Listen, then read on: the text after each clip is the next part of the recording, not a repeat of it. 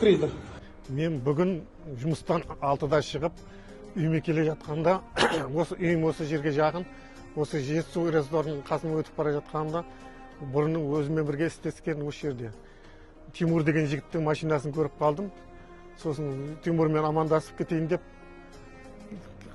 келдім, есіктерін аша алмадым. Бүгін дүйсенбі күні бұлардың жұмыс істемейтін күні еді осы жердің. Сосын кіретін есікті таппай артқы есікке бардым. Телефон соқтым бірінші.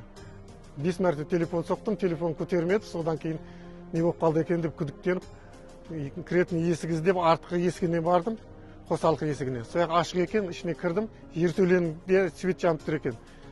Ішіне жертөлеге барып едім, красканың иісі шықты. Сосын басым тықпын, ештеңе көрінбеді, түсіп едім, ішінде су жиналатын емкіс бар екен. Сол емкістің ішінде Тимур жатыр екен, краскілеген. Сосын бір-екі Тимур деп айқайладым. Тимур жауап бермеді. Кейін сыртқа шығып бірден осы жерде істеген Әлима деген қызға телефон соқтым, скорый шақырып бер деп. Сосын өзім жүгіріп адам іздеп кеттім көмекке. Сөйткенде алдымнан полицейдің машинасы шықты.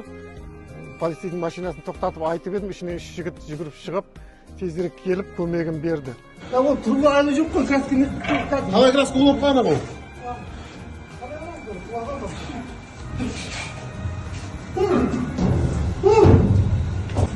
Әкел.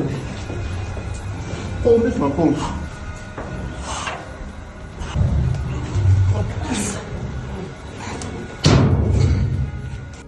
2025 жылдың 31 наурызында сағат 19:30 шамасында қызмет атқару барысында Текел қаласының Ауыз көшесінің бойында бейтаныс азамат келіп көмек сұрады. Біз уақыт жоғалтпай дереу оқиға орнына келіп, қойма ішіне кірген сәтте жерде қозғалыссыз жатқан азаматты байқадық.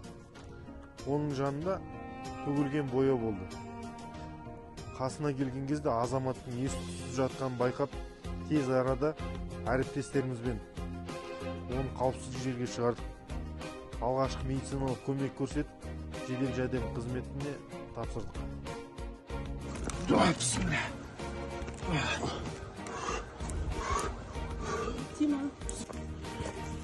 Мында. Жаяу кір, жаяу.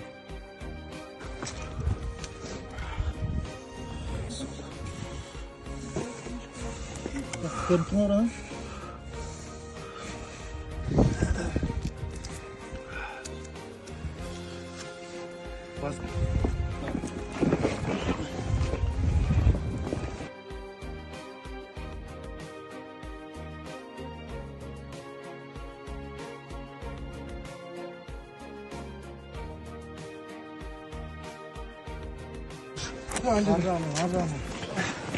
Арзаны. Ал, бол кетіп шығып.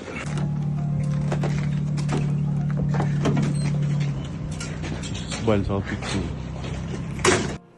Науқас Абдуллин Тимур сағат 8 шамасында Текел қалалық ауруханасының жансақтау бөліміне келіп түсті.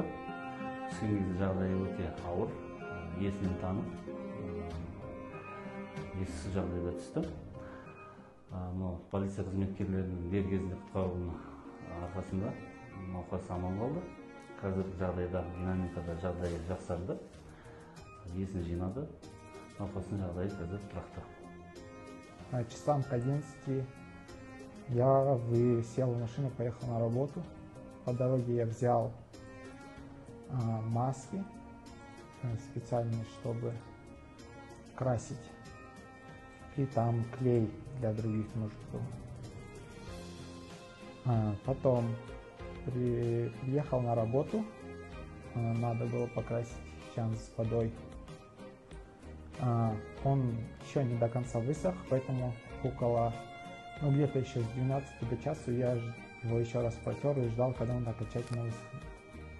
В час, получается, я снял крышку с этого, сейчас с краски размешал и начал ее красить.